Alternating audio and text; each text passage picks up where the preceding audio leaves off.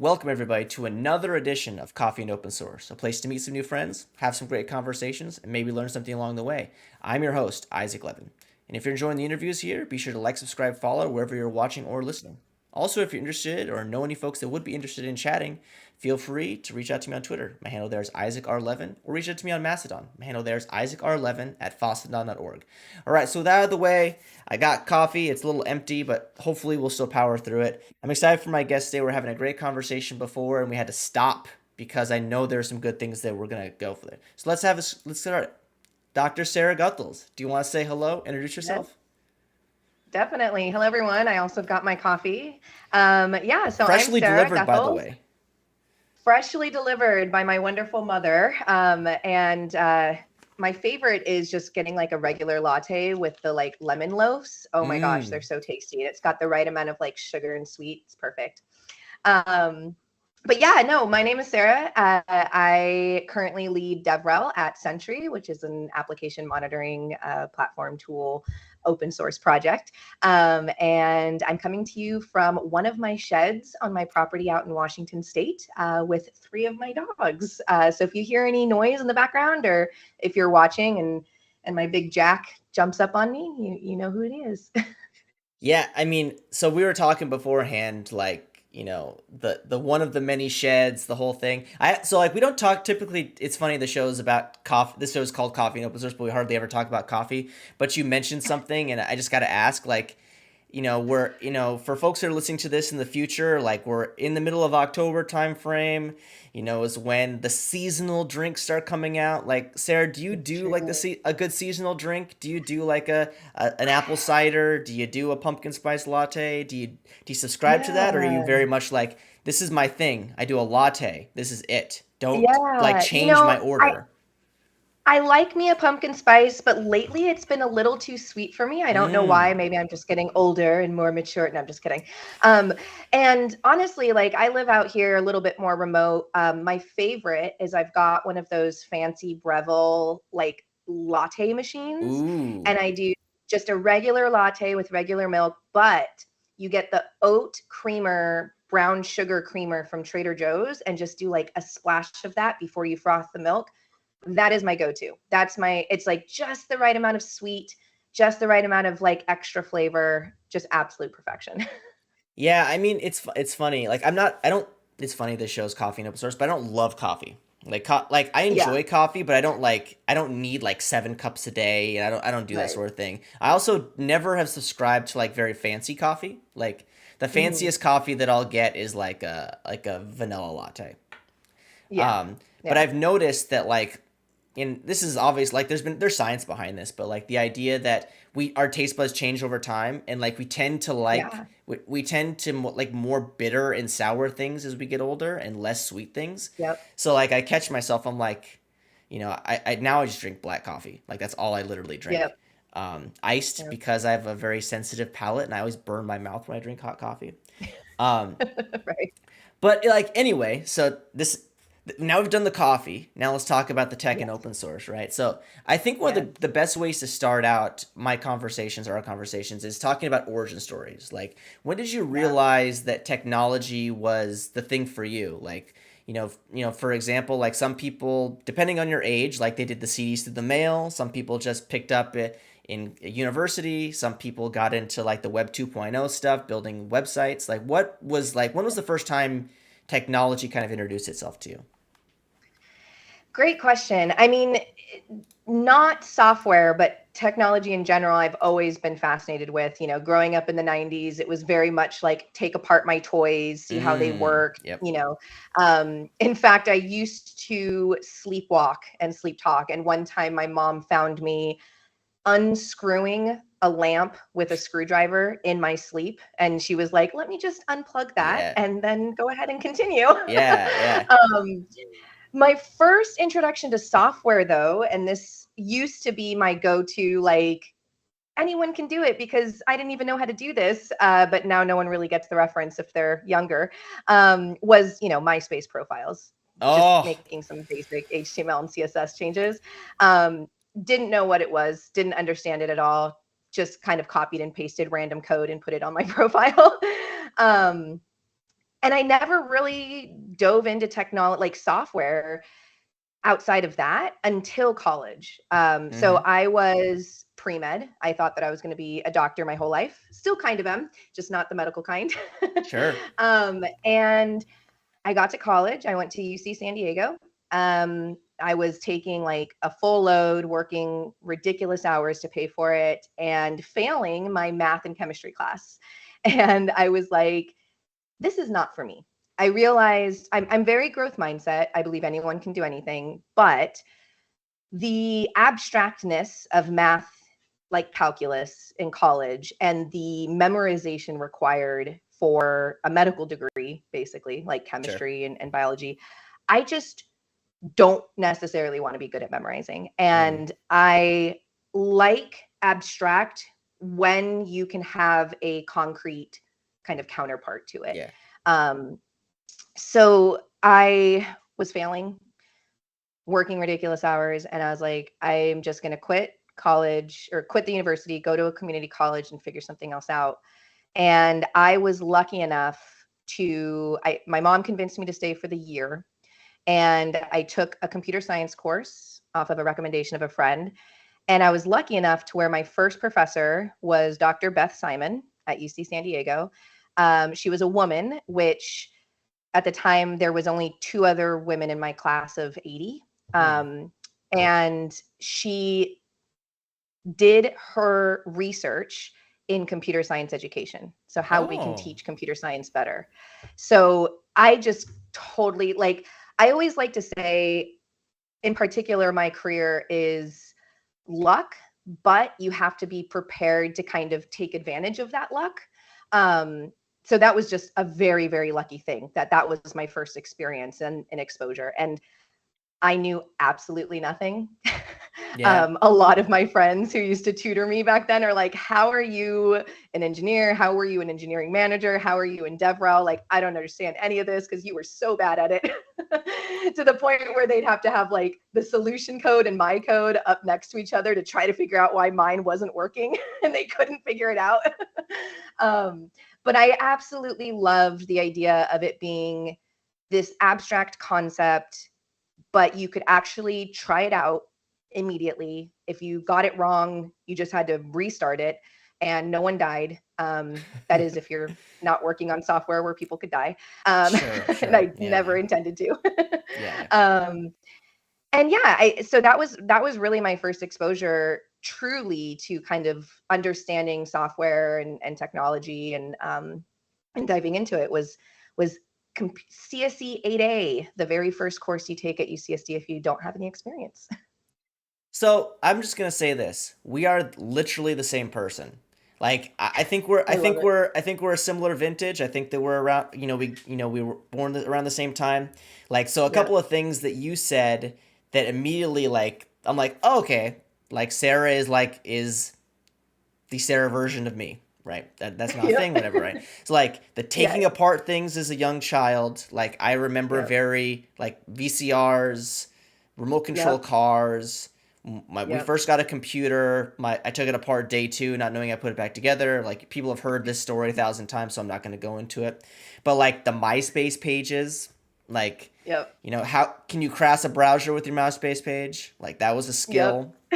And like yeah, so like and then also like getting into computer science and then like not being able to do the math. Like that Yep. resonates with me like very directly. Like I've been very open. Like I thought that I was good at math in high school, and then when I got to Yeah. like college, I realized like, oh, I'm not very good at math at all. Like Right? I had to I kid you not. Like I remember like taking like the algebra class in college and like not being good at it. And I took Yeah. like algebra like freshman year of high school. And I don't know Yep. what it was. Maybe it was the stress, maybe it was the professor, maybe it was just me enjoying college too much to care, but like I realized really quickly like math is going to be a limiter for me to like continue in computer Yep. science. And then like once I got as far as like the limits and infinite series, like very discrete math, I'm like no. Yep. Like I don't care Yep. about this. This Same. brings me zero joy. I'm going to switch Yeah. majors, which I did. Yep. Um but like I would love to, talking like really briefly about like wanting to get into the medical field and then kind of redirecting your career. Like, I'd imagine, you mentioned specifically like the studying and the memorization part of it. Like, that's really, really useful in technology, right? Like, is there some things that you learned throughout your, when you were trying to figure out if you want to be into like the practical sciences and then going to computer science, like you realize very quickly, like, oh, there's some similarities here, but there are some differences also.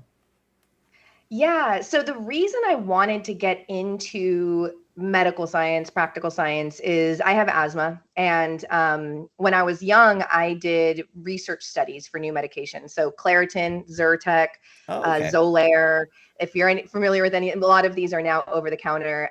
Singular, like all of these. I was a guinea pig, basically. Got paid for it. My doctor did a lot of research around these medications, and that's what I wanted to do. So really, I wanted to do problem solving. I wanted to take a complex problem and try to figure out, how to make people's lives better as a result.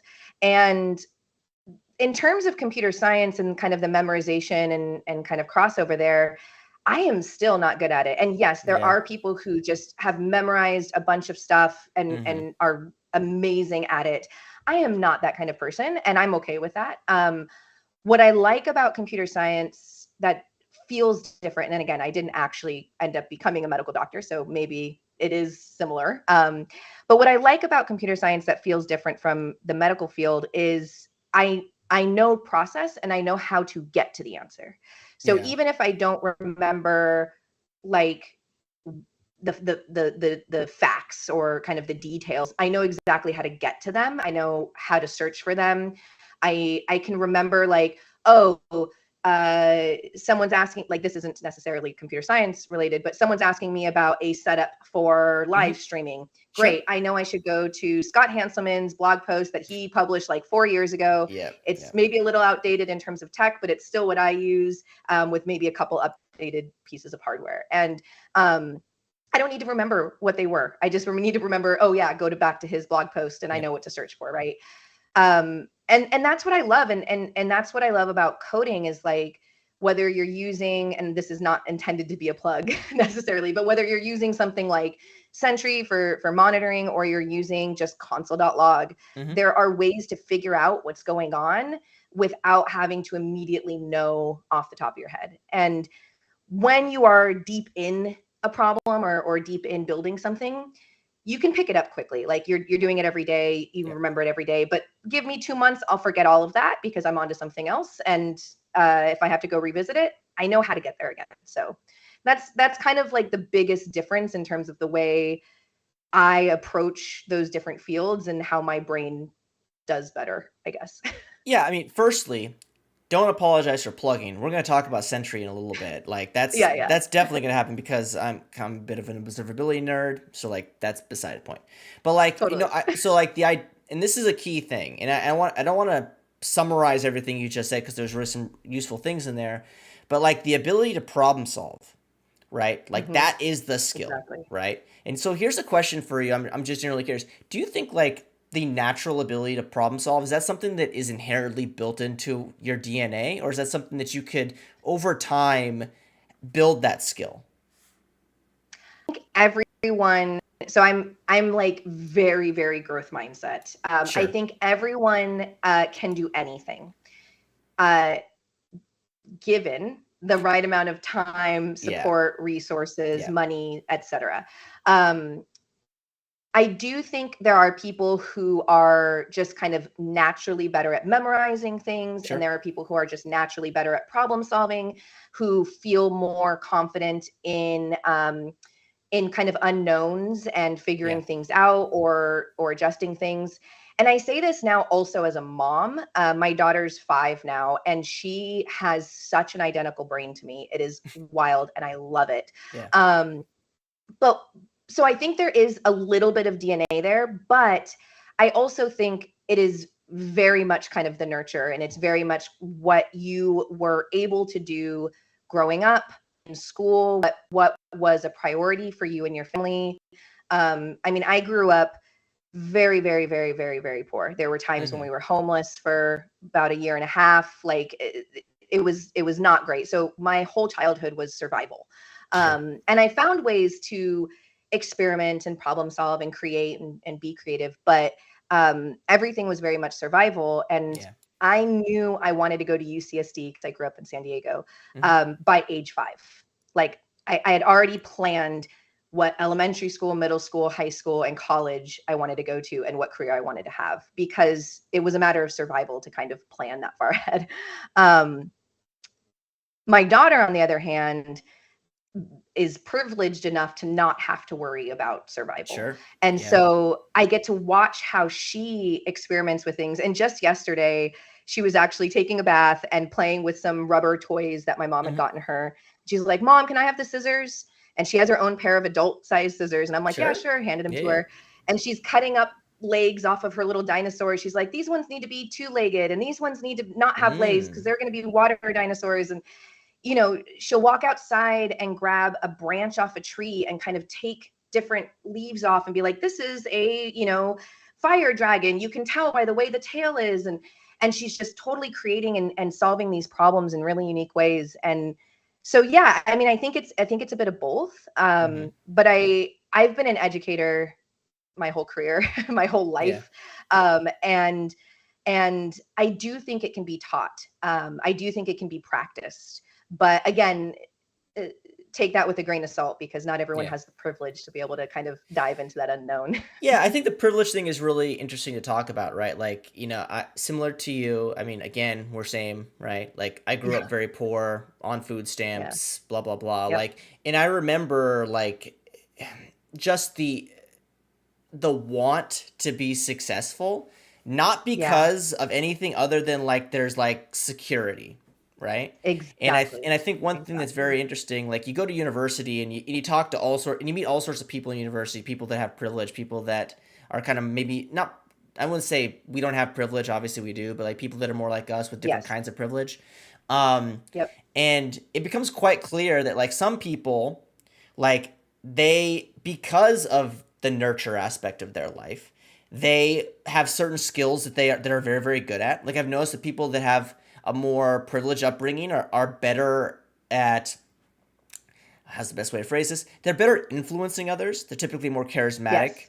And They can people have that, more. I think it comes from confidence. Like yes, it comes from yes, knowing that you have a safety net yes, and knowing that you can kind of do and say anything because if you mess up, it's okay. Whereas I yeah, think people who don't have that, it's you tend to be a little bit more timid and careful with what you do or mm-hmm, say because if you do or say the wrong thing, you could be yeah, homeless again, right? Like yeah, maybe yeah, not that catastrophic, but that's kind of where our yeah. brain goes. Yeah, and I think the antithesis is that people that have that don't have that much privilege are a different kind of privilege, right? Like they're really cliche terms like scrappy, like Hmm. self-starting, people Yeah. that can get by with less. Like there are all sorts of Yeah. anecdotes for that, right? And I think that like in the middle, like there's this happy path of like, oh, like I've had just enough struggle in my life to like know how to like manage obstacles, but I've had this comfort or the security to Yep. be able to be the person I want, right? And like Yep. when I went to college, like I had some friends that they were in the middle, but I think one of the things that I saw with people that are kind of in the middle is that you there you end up putting yourself in a place where you don't know what your real path is, because like Yep. if you have a lot of privilege, like your path to success is very well defined, right? And Yep. if you don't have a lot of privilege, your path to success is severely limited, so you have to be very, very aware of like your point. Hmm. Like I want to be a Yep. doctor, I want to do these Intentional. Yeah. things, intentional, structured, right? Because there's not much room for error. But if you're in the middle, Exactly. you kind of have all this potential, but you don't Yep. have but you may run into a situation where you don't have a lot of direction. So, and the reason why I'm Yep. kind of doing this whole diatribe thing is that, you know, when you realized that, maybe getting into the medical field, like the traditional medical field, wasn't for you, well, did you have Hmm. like a moment of like, oh no, like I Oh don't, yeah. yeah, Oh, it was terrifying. I Yeah. mean, I called my mom bawling. Sure. I was like, this is not going to work. I literally, it was my first quarter at UCSD, and I literally almost quit in that Mm. moment. I decided not even to study for my chemistry final exam Wow. because I just felt like such a failure. I ended up getting a D in the class, which means if I would have studied, I probably would have passed. Yeah. um, but no, it was absolutely terrifying, and it felt like I had prepared my entire life for something that was no longer attainable, Sure. Sure. or realistically attainable.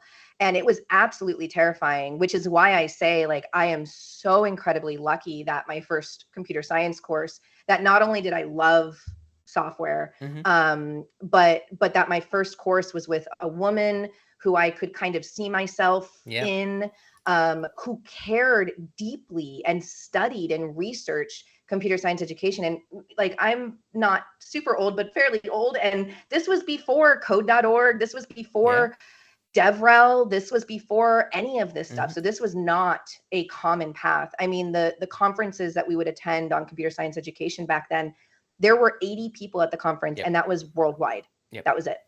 Yeah. And it was absolutely terrifying. But I think when I found that first course, and even though we like I would struggle with some of the assignments, there was community. There was this sense of there's enough for everyone, so we don't need to compete. We can help each other. There was a sense of there's always a way forward. We can figure this out. And I felt like there was enough human and technical tools available to me to be able to kind of transition there. And it was Yeah. still very difficult and terrifying and hard. But I remember the day I got to quit, because I was working at two different food service jobs and as an assistant to a psychiatrist, doing research. And the moment I got to quit the food service jobs was this huge moment for me, because I Yeah. got to instead work as a tutor. I could take out more loans. I felt confident I could pay them off Hmm. eventually. And I could focus on learning the skill set I needed to learn for this career rather than surviving while trying to Yeah. attain a degree. Yeah, and also too, like, knowing your background a little bit, like I'd imagine like the idea of like a medical field, I think it's very well defined, like the Yeah, trauma that people that are in that go into the medical field go through, right? Like, oh, definitely. not only are you going to work 100 hours a week, 120 hours a week, you're also going to be $500,000 in debt. Like, Yep. so, how much did that weigh on you too? Because I imagine the only thing that you wanted to do was put yourself in a position where when you're done with college, like you could afford basic life, right? Yeah. Well, that was one of the biggest catalysts for realizing I needed to change. Was I knew getting into medical school was very, very difficult. You had to be like top of your class. And everyone at UCSD who was pre-med was top of their class, and Mm-hmm. everyone wanted to get there. And most people going there had additional financial support from their families. And I was like, I was working literally like 60 hours a week back Yeah. then. Yeah. And like I said, in food service, right? It wasn't towards my degree, or learning anything in that space. And yeah, there was just kind of this moment of, okay, if I'm going to be working 60 hours a week, absolutely exhausted, and still failing, there is no way that I'm getting through these 4 years, let alone getting into medical school, paying for medical school, and Yeah. surviving medical school. Yeah. Like, I just it kind of took that moment of like, I cannot survive this. Yeah. I don't have the support I need to be able to do that. Um, so that was a huge reason I switched out. Like, and I'm kind of sad. Like, my ex-husband, I met him in school, and he did bioinformatics. He comes from a very privileged background, though, and both of his parents have PhDs in the sciences, one in chemistry, one in biology. And he was like well equipped for that path. And his brother, was a director of engineering already, right? So Mm-hmm. like, he was well equipped for kind of a bioinformatics pathway. And I remember when I was switching out of pre med, I discovered bioinformatics as like a potential degree because I had just taken that computer science course. And I was like, oh my God, maybe I can combine them. But even there, it was like I did not have the support to be able to do it effectively.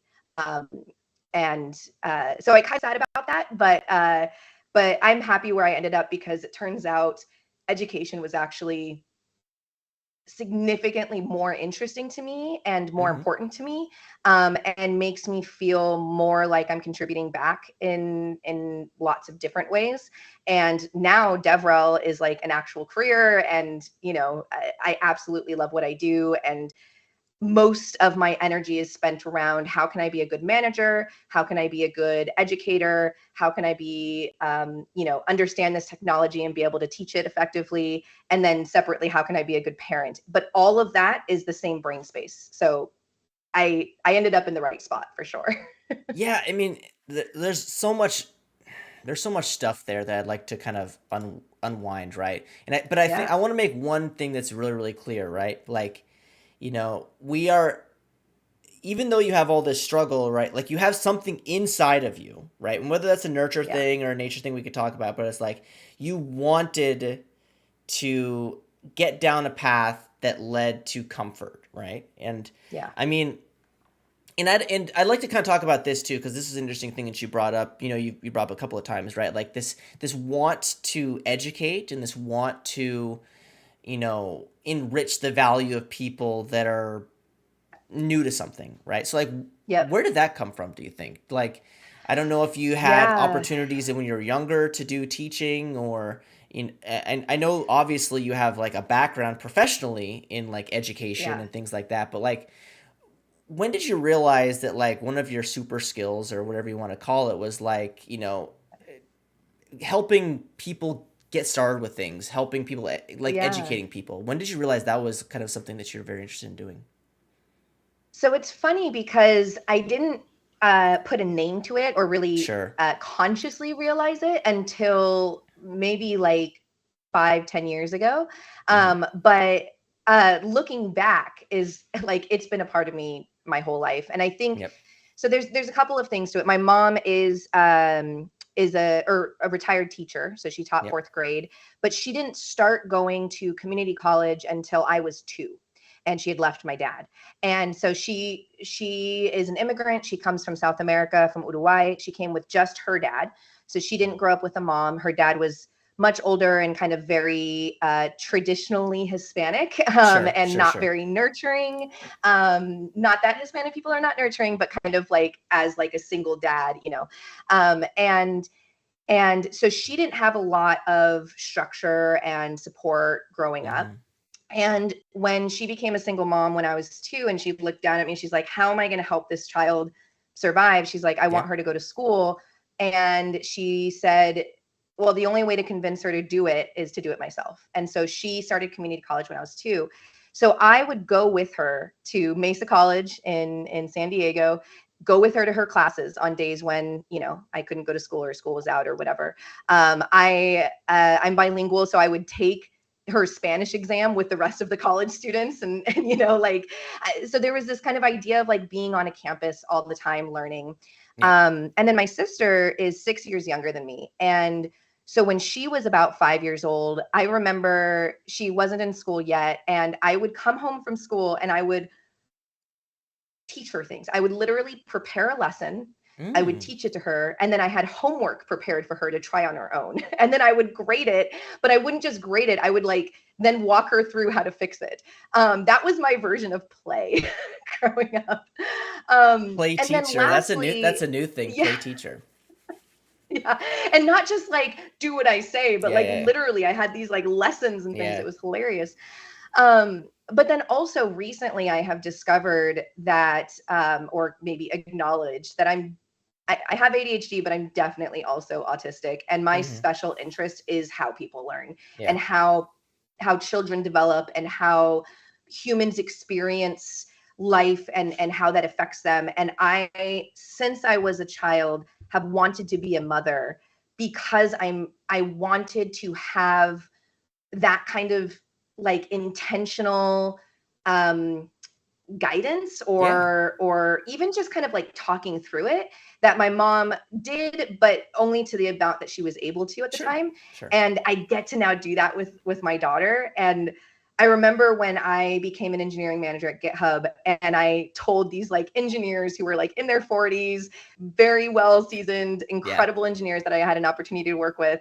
And I was like, I treat management like I treat parenting. And I was like, and I swear that's not a dig at you. It's Yeah. Yeah. more Yeah. that like my purpose in life, I like to say, I guess. I don't think I've ever phrased it that way, but where I get energy is when I'm able to support someone in accomplishing what they want to accomplish. Mm-hmm. And that's what I imagine, or like that's what I believe my role is as a parent is this is her life Yep. that she's living. And I'm going to protect her and I'm going to help guide her. Mm-hmm. But my job is to help her achieve the things that she wants to achieve. Mm-hmm. And that's my role as a manager. That's my role as an educator. That's my role as everything, a content Yeah. creator. I write books. Like that is my job, is to help someone else achieve what they want to achieve. And that's where I get like all of my excited butterflies and Yeah, stars and no, I stuff. mean I can tell like it's something that you have a passion for, right? I think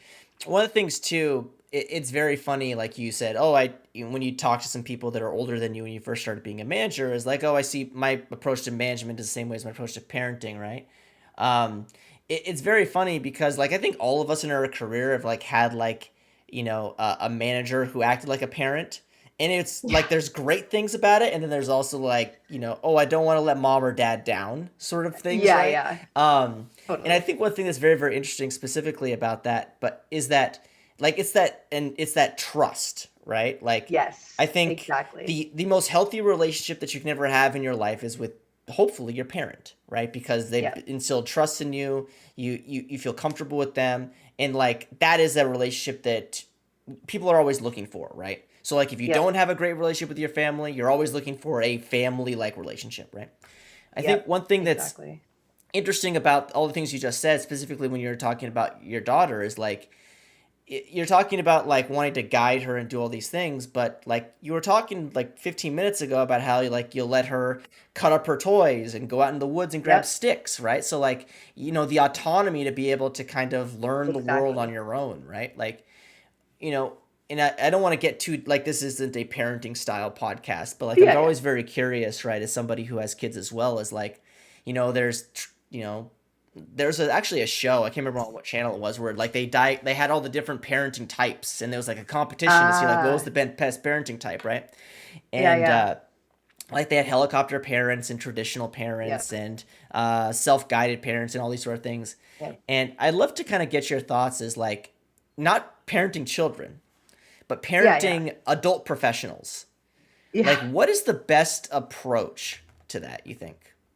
And I So know I like I there's love, nuance and it's like of depends on the course. person and all of that, but like Yeah, in yeah, general, I'd love to hear it. yeah. One of my favorite sayings from my education research days was to be a guide on the side versus a sage on the stage. Mm, So it kind of goes back to, I think, again, management style, parenting style, and teaching style for me are all the same. Um, if something goes wrong, it's my fault. Either I didn't have enough information and I should have been more informed, and that's my responsibility to be more informed, or I didn't give enough information and I should have, and again, that's my responsibility, or just like it's my fault, and I don't mean that as a martyr. Not at yeah. all. It's just like that is my responsibility when I take on the role of being a manager, a teacher, or a parent. My responsibility are the things that could go wrong, Mm-hmm. and when something goes right, that is not mine to claim. That's how Yeah. I view it. It's Yeah. like when something goes right, dude, you did that. That is all you. That is all you, 100%. Again, whether it's teaching, managing, or being a parent. And that one saying, guide on the side versus sage on the stage, has always stuck with me because it more applies to teaching styles. There are some teachers who like to get up and lecture Mm-hmm. and give all of their valuable information, which their information is valuable. But that's actually not how people learn. Like biologically, you cannot learn by listening. I know people like to say they do. You're not learning by listening. If you are a good I learn by listening person, it's because you have already done some work. Yep. And you already understand enough about the topic that when you're listening, you are actually applying that new information to the models that you have. Yep. And to the things that you've already experienced, and learning something new. People who don't have that experience or prior knowledge, though, cannot do that. Mm-hmm. And so Sage on the Stage does not work for everyone. But Guide on the Side is more about like providing opportunities for people to learn and grow and accomplish things, but being a guide, saying like, hey, but watch out for this, or if you need help, I'm here. Here's how I can help you. Here's how I can support you. So I think when it comes to, in particular, kind of being a manager to incredible engineers, which I have the opportunity to right now as well, is understanding people's strengths, understanding what they're interested in and what drives them and what gets them excited, and kind of creating opportunities within your team to where each person can thrive and strive and just do incredible things. And everything for the team is being handled by everyone. Having those honest conversations. Hey, I know you hate doing this. Yep. I get it. We Yep. have to do it. Mm-hmm. It sucks. Let's just get it done. Would it be helpful if we get on a call together and just bang it out? Would it be helpful if we, if I took something off your plate, outside of that? Like, how can I help you accomplish this, knowing it's not something you like to do?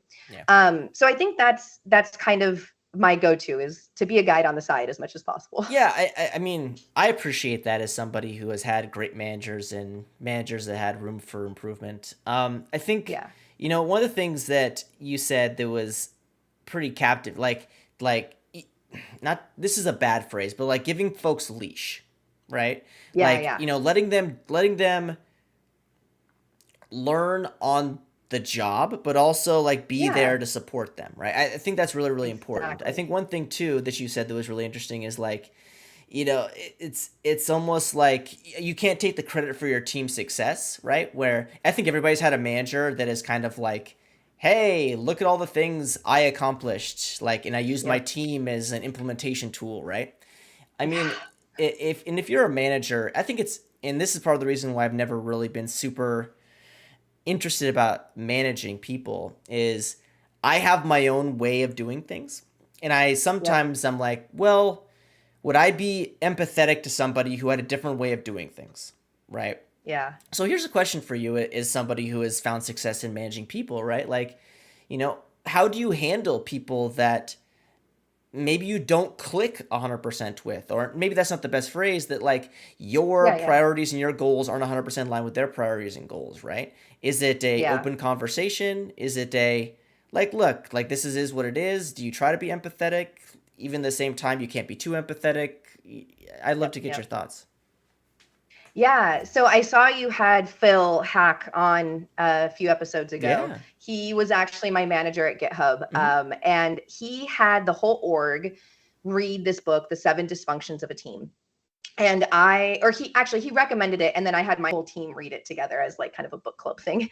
And by the way, there is a like comic book version of it, which is phenomenal as well, and a much faster read. But essentially, it kind of talks about how you really need to establish a sense of trust on the team, because then if you have trust, you can have healthy conflict. So if you present something with, hey, we need to get this done, if there's trust, people who don't want to do it or who don't understand why they're doing it will speak up and say, I don't get why we're doing this. And if you have a healthy amount of conflict, then you can have those conversations openly, and then you can still have commitment. And that is the key there. It is not that everyone agrees necessarily. It's that everyone understands why and are committed to doing it. And when you have commitment, then you have accountability. And people are like, yes, I agreed to commit to this, and then I didn't do it, or Sure. I had trouble doing it. But then it's more about the results of kind of what happened versus whether or not it was their responsibility to do it or not. And kind of the flip side of that is when you don't have it. When you don't have trust, there can't be healthy conflict. And so people who don't agree or want to do it a different way don't speak up because they don't trust that they'll be heard and understood. And then they don't commit. And so then when something comes up, they're like, whatever. And then there's no accountability. So they're like, oh, sorry, that wasn't my fault. no, I never agreed to this. I never wanted to do that in the first place. So Yeah, I don't know yeah, why it's not done. So yeah, I do think it's more about having a really open and honest conversation. Obviously that's difficult, and not everyone is willing to do that. And like, years ago, I used to be more confident to speak up in certain situations because I had kind of the safety net of a partner. We had the safety net of money. We were yeah, fine. Now that I'm a single mom and supporting my parents and grandparents financially, I have to remind myself I'm still not in survival mode. So it's yeah. okay to speak up when I disagree. Even though Sentry has, like, I feel safe. I do Sure. feel that trust. My own personal kind of like PTSD gets in that way Yeah, sometimes. yeah, So not everyone is willing to do that, but I do think it is about that. And one way that I try to create that trust is about once a quarter, a month before, I will let my team know, and I'll say, hey, in a month on this one-on-one day, I'm going to be asking you for feedback. And I change the title on our one-on-one calendar invite so that they remember. And then that gives them a month to kind of take notes if they find something that they don't like the way that I do something or whatever. Then I have one-on-ones with them. They give me the feedback. I just listen. I ask questions for clarification. I don't provide explanation or excuses, which my autistic brain always wants to do, but that's yeah. not the Sure, time and sure, sure, place. sure. I gather that information and then I kind of present it back to the team during a team meeting. And I don't say who said what. And I just say, hey, just so happens everyone mentioned this, or, Yeah, so and yeah, so mentioned this. And one of the things that I think is important as a manager when dealing with people who want to do things a different way is recognizing that you're the one who wants to do things a different way, or like, you might actually be doing things the way that the rest of the team doesn't mesh well with. So I think for me, it's kind of that feedback loop. It's that 7 dysfunctions of a team kind of pyramid of trust. And then it's also just focusing on what are we trying to accomplish, and yeah, learning to let go of how, right? And even if you're like, I've done this a million times, I swear you have to do it this way, otherwise it's going to blow up in your face.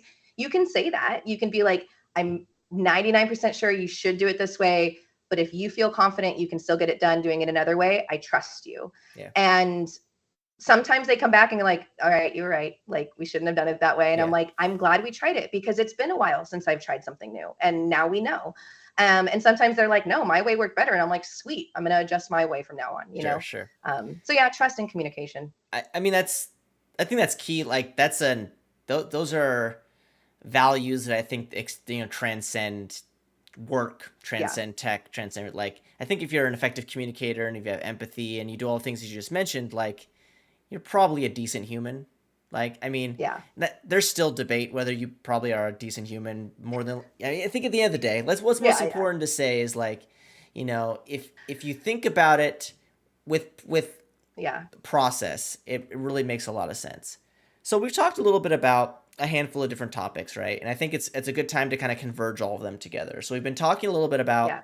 education, like the want and the desire to make sure people are informed, get people excited about things through, content, education, what have you. I talked about managing, right? Like, Hmm. the successful management, the management of people, how to get the best out of people from a potential. And then we talked about technology, right? And I think if you were to define developer relations, it's like, okay, so there's technology involved, there's education involved, there's content creation involved. If you're a manager in this space, management and people management, making sure that people are the most effective. So, like, let's Yep. talk a little bit about developer relations, right? And I'd love to kind of Yeah. talk about, you work at Sentry. I'd like to talk a little bit about Sentry's Yeah. methodology around developer relations, and how all of those three kind of pillars of the things we've talked about kind of glued together. Yeah, for sure. I was lucky enough, privileged enough for the first time in my career before starting Sentry to have a few months off. Never in my career have I had that. And I Sure, took sure. it. So I took a couple months off and just kind of did nothing. And then I started interviewing around. And everything I'm about to say is the reason why I wanted to join Sentry. And it's still true to this day, which is great. So first of all, Sentry's open source. Mm-hmm. We were, Kramer started it as an open source project. It's still open source today. We have an OSPO led by Chad Whitaker, who's absolutely amazing. And so we're dedicated to kind of the community and developer relations, if you will, of the open source community on GitHub and beyond. We contribute back money. We have an announcement coming out, I think, next week on that for this year. We're even starting a whole conversation on a new licensing structure for open source projects, which is really exciting. I think so. So that's one part of Sentry is we have kind of this core open source ideology and principles built into everything that we do. We also, I think, have leaders who understand the growth of a business and of a company. So I say business in terms of kind of the more business side and company in terms of the people side. So DevRel was a thing at Sentry quite a while ago. Actually, one of my best friends, Chloe Condon, was DevRel at Sentry many, many years ago before I knew her. As the company and business grew, the need for what DevRel was changed, which it should, right? The needs of all of the different business aspects should change as your company grows. It wasn't a huge layoff of the DevRel org. It was a very natural, movement of people. But they stopped having DevRel for a little while. But because we were always based in open source principles and ideologies, all of the engineers were always engaged with community, creating content, writing the blog posts, contributing on GitHub, chatting in the Discord. And still to this day, the engineers at Sentry are predominantly still doing those things, still writing their technical blog posts, still engaging on Discord, et cetera. So we have a strong OSPO and kind of open source. We have a strong engineering team creating content, et cetera. And then we have a very strong marketing team who works with customers and coming up with use cases and customer stories and engaging there. So we have these strong teams. And as you know, and a lot of people might know, like DevRel sits in the middle of all of those. Yep. We're not quite sales. We're not marketing. We're not engineering. We're not open source. We're not really any of those. We're kind of a little bit of everything. Yep.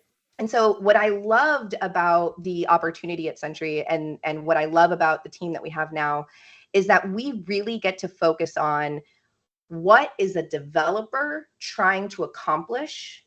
I don't mean what are they trying to monitor. I don't mean what are they trying to do in Sentry. I mean, what is a developer trying to accomplish? What challenge is a developer facing? How can we help them through that? And if there's a strong Sentry or CodeCov, since we acquired them recently, story there, solution, support, mention that. And if there isn't, bring that back to the team and say, hey, developers are trying to do this. We could totally help here, but we're not. How do we fix that? And so that's really what it's kind of a little bit all of it, right? It's kind of the education side, particularly the guide on the side type, which is how can I help you accomplish what you're trying to accomplish? And then it's also kind of the community and the technology and everything above. And Sentry also supports pretty much every language and framework. It's like over 100, pretty much everything at this point. And so, we have to be able to support a ton of different workflows and stacks and just companies all the way from like Disney to, just an individual developer who's using it on their own on the free tier, it's like everything. And so we really just get to focus in terms of DevRel here on the very specific things developers are trying to fix. Yeah, I mean, I can't explain like DevRel to folks in a better way than you just did. So like I appreciate that. I think one thing to me that is always very, very clear when you talk about DevRel is that technology is all just tools, right? So like one of the things that I love about it's the ability to relate with somebody about topics that might not be super sexy, right? Like, let's be real. Observability to most folks, not super sexy. To me, I like it. Whatever. It's my thing. I enjoy telemetry and observability. But like when you talk to a developer, even a developer that's excited about technology, right? Like observability might not be something that they're super thrilled about, right? And Yep. the ability to get folks, maybe excited is not the right word, but get them used to the concepts, understand how the concepts can help them do better in their job. That is the most interesting thing, because I think, Yep. if, I've done this a million times. Like, I've looked at DevRel jobs. I'm like, why would I want to be DevRel at a company like that? Like, that is not interesting, Yep. right? And I realized it probably a year ago. It's like, it's not about the products. And Nope. but there's one caveat that's really important, right? Like, you have to believe in the products as an individual and the products Yes. that what they do. Because I think that we all see it, you see it, like, there are kind of guns for hire in the DevRel Yeah. space, right? Like, people that hop around, and that's great if that's kind of your thing. Like, I've had folks on my show openly say, like, look, I'm getting paid to talk about your product, and if I get paid by Yeah. somebody better, like, then I'll go and talk about that And there's a product. lot of people doing kind of the consulting gigs now where they're Yep. DevRel for hire. And we're working with a lot of them right now, and they do great work, but yeah, it's just a different kind of model. Yeah. Yeah, but I think one of the things that you said that was really interesting, it's like, how do we navigate? We're not sales, we're not marketing, we're not like traditional tech, right? We're not engineering, we're not product, we're kind of sitting in the middle. I don't know who came up with the anecdote, but like the tip of the iceberg sort of Yeah. analogy for DevRel. Like, I don't remember who created that, but like, from your perspective, like, what is the single most important key to success for somebody that's in DevRel or even a DevRel org, right? Like, Yeah. obviously there are metrics that you can attach to it. Some metrics are better than others, but like, what is a key to success that you've seen? That's a great question. I mean, I think never more than I was here at Sentry have I agreed with the term of like, it's not about the phrase, like, it's not about getting people excited about the technology for the company you work for. Like, when I was DevRel at Microsoft, you have tons of just Microsoft fans, and Sure. so it's very easy because you say, "Hi, I work for Microsoft. Here's a piece of content," and people are all over it, right? Hmm. But Hmm. when moving to Sentry, I had this like really nice opportunity to where anytime anyone internally asks, I'm like, no, we are not trying to create like a Sentry community. We Hmm. are trying to have an open and inviting community. And then we are trying to engage in the community that people are already a part of for the things they Yes. already are excited Hmm. about. And like you said, really just demonstrating how this tool can be used Yeah. effectively. And I think that's like, we are in particular at Sentry, we're at this really, I know this sounds like I'm making fun or trying to say something that I'm not saying out loud. I swear it's not. I am so excited about this transition of DevRel from traditional metrics and kind Yeah. of like understanding what success is. So not only has social media totally just kind of blown apart recently Sure. for Sure. everyone, right? And you don't really know where to go or how or why. But Sentry is also cookieless now. So all of our marketing sites, everything is cookieless, which means we cannot have traditional attribution, which I love because now we get to actually focus on the impact we're having Yeah. on developers and the content that we're creating. So when it comes to kind of success for an advocate or a DevRel team, I think it's getting more creative about what is the goal of the business at that time. Sure. Yep. If your goal of the business is new customers, then you want to create content. You want to engage in spaces and online communities that focus on people who aren't using your tools yet or who are new to the industry or things like that. If your focus is on a particular usage of a certain feature or something like that, then you want to focus on that. So I think it's really just taking a step back, understanding what the goals of the business are, and then understanding where the gap in kind of the flow from like the developer's journey, essentially, right? Hmm. From where they are today, being honest about where they are, not pretending like you're going to convince everyone to Yeah. go join the Sentry Discord. Like, there are a lot of people on the Sentry Discord. It's great, have great conversations with engineers. Not everyone wants to do that. That's Sure. okay. So like, I think it's really just about being honest about where the people are that are your current or potential customers, what your goals of your business are, and then what your team looks like. and what the skill set of your team is, and how you can kind of just support that developer journey. And not just your team, right? But like we were talking about, where the strengths of the sales team are, where the strengths of the product marketing managers are, where the strengths of engineering is, and then understanding where you can kind of fill those gaps and support that. So the more that I think we can understand that as an industry, I think we will hopefully see fewer DevRel teams being completely laid off. Sure. Yeah. I mean, I really appreciate, no, I'm going to say the word love. Like, I love the approach of that. Like, we're not trying to create a community around our company, like, or our stack or whatever. Because let's face it, right? Like, nobody is going to start out and they're building a new product or a new company, or it's like, oh, let me think about observability. Right, Like, that's exactly. like I mean, obviously, like when Sentry was doing that, yeah, sure, or maybe some other observability platforms, but like Yeah. most, if you're building a product, it's like, okay, like how do I bring things that generate revenue? Yep. And the observability piece usually comes at a point when, okay, like we need to start collecting data about usage of our app, right? um, Exactly. and I think plugging into existing communities from that modality is far more effective, in my opinion, than like, Yep. hey, like everybody come and hang out in the same community of observability for Yeah. Sentry. Like, oh, you're a Python developer. Oh, you're like a Go developer. Like, doesn't matter. Like, no. Like, Right? It and doesn't I make any think, sense. and I think that's where some DevRel teams kind of have struggles, is they try to bring everybody into their echo chamber instead of Yeah. going out into the individual communities and evangelizing there. Like, one is way Exactly. easier than the other, though. Let's be real. Yes. Like, it's Yeah, no, substantially more, yeah. it is very difficult because we support, quote unquote, like pretty much every language and Everything. Yeah. framework. Yeah. Yeah. And we've got a team of 3. Yeah. We're not able to be everywhere. But again, that's where we really focus on, okay, so then what is the content that we're creating that can be useful for the majority of people, and where can we try to, how, there is like an SEO play here, and I'm not a marketer. I don't know that type of stuff very well, but I think it is important to think about it and have a good partner there, because it is about, like, when someone is experiencing this problem today and they go to search for it on Stack Overflow or Reddit or, Discord or Google, like YouTube, whatever, what are we going to provide for them in their search for that kind of support and information? And I think that's where we try to focus a lot of our attention.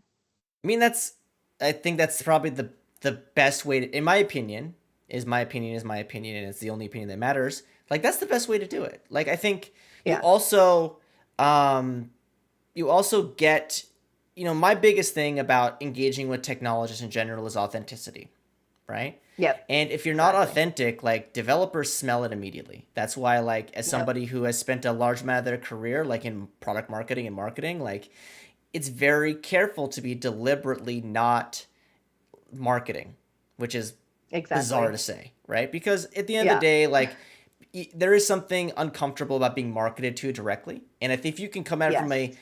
a genuine or authentic angle, it's like, oh, I'm not just trying to make money off Yeah. of you, which, to be honest, we're all trying to do. Exactly. Like, it Of makes it course. makes the conversation and the relationship a bit more healthy. Yeah. And I think that's the best way to kind of end our conversation. I think this has been, I can't believe it's been an hour. you know, so I didn't say, so like I usually don't say this until afterwards, but like my whole goal is for folks to say, "Oh, that was quick." So like that's Yeah. my whole thing. So I No, I love appreciate it. I appreciate that you've enjoyed the chat. I do have one final question though, and Yep. it is probably the hardest question. And if you could think about the conversation we've had about education in tech and uh, different managing styles in tech, and how you can leverage developer experience to really bring interesting value to a business, but you only had 1 or 2 words to describe that feeling that you had, like, what would that word or words be for you?